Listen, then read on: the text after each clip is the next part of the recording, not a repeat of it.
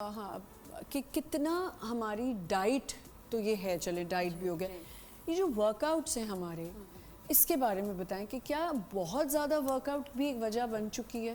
بالکل، actually excessive of every thing, کسی بھی چیز کو حد سے زیادہ کرنا جو ہے از آلویز آپ کو لمیٹڈ کر دیتا ہے. پھر آپ جو ہے انسٹیڈ آف امپروونگ آپ جو ہے you start your journey towards the disease, مطلب آپ بیماری کی طرف سفر شروع کر دیتے ہیں. اب ہمارے یہاں بیسکلی جو جیسے ہارٹ ڈیزیز کے بارے میں بات ہو رہی ہے، فیمیلز میں یہ کامن اس لیے ہو رہا ہے کہ ہماری ایک تو فیملی ہسٹری ہے، بایولوجیکل ڈس آرڈرز ہیں، اس کے علاوہ اوبیسٹی، ایکسیسز آف ویٹ، ان چیزوں کو ہم کنٹرول نہیں کر سب سے زیادہ اسٹریس سب سے زیادہ اسٹریس ہے. اینڈ یو نو لائک ہمارے جو ورکنگ آورز اور ہماری سلیپنگ اور ایٹنگ پیٹرنز ہیں نا، وہ بالکل بھی ریلیٹ نہیں کرتے.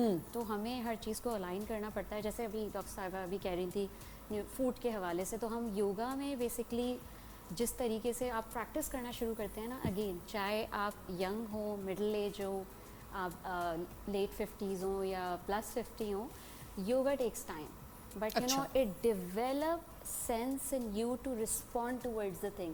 آپ کا سلیپنگ پیٹرن آٹومیٹکلی امپروو ہونا شروع ہو جاتا ہے. You don't have to be worry about that. اگر آپ 45 minutes 1 hour every day yoga کر رہے ہیں، آپ رات میں بہت اچھی نیند لے سکتے ہیں. آپ کے آکسیجن لیولز بہت امپروو ہونا شروع ہو جاتے ہیں. بٹ اگین آپ یوگا کر کیسے رہیں؟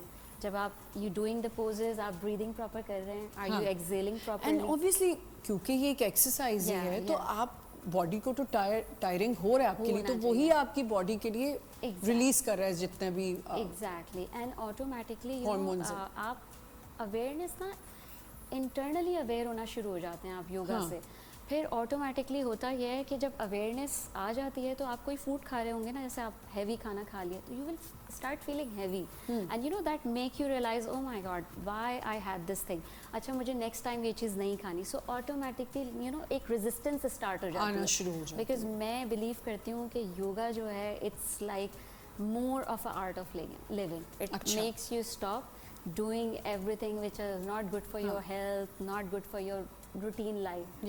So yeah, that's بالکل. ڈاکٹر صاحب یہ کچھ پیلپٹیشن پہ تھوڑا آ جاتے ہیں کہ ہم ذرا سا بھی دیکھتے ہیں کہ ایک دم سے دل کی دھڑکن بڑھنے لگ جاتی ہے خواتین کی، ذرا سا یہاں سے کچن سے یہاں کام کیا، یہ کیا، اس کی کیا وجہ ہوتی ہے اور اس کو کنٹرول کیسے کیا جاتا ہے؟ اچھا تو پہلے تو پیلپٹیشن کی بات کریں گے، اس کے بعد جو ایکسرسائز کی انہوں نے اور ڈائٹ کی، تو میں چاہوں گا اس میں بھی میں ایڈ آن کروں. جی دیکھیے ایڈ آن کریں گے یا کانٹراڈکٹ کریں گے؟ نہیں دیکھتے ہیں کچھ نہ کچھ تو کریں گے. تو پیلپٹیشن کا یہ کہ بہت ساری ریزنز ہیں. تو اگر پیلپٹیشن ہے تو پہلے تو ڈاکٹر کے پاس ضرور جائیں کہ ہمارے پاس ایز اے کارڈیالوجسٹ پیشنٹ جب آتے ہیں ہم انہیں سارا کلیئر کر کے دیتے ہیں کہ کارڈک پرابلم ہے یا نہیں ہے. اس کے بعد پھر اینگزائٹی کا ایلیمنٹ آتا ہے. یعنی کہ کارڈک میں پیشنٹ کے ہو سکتا ہے تھائرائڈ، اس کا تھائرائڈ بالکل وہ ہو سکتا ہے.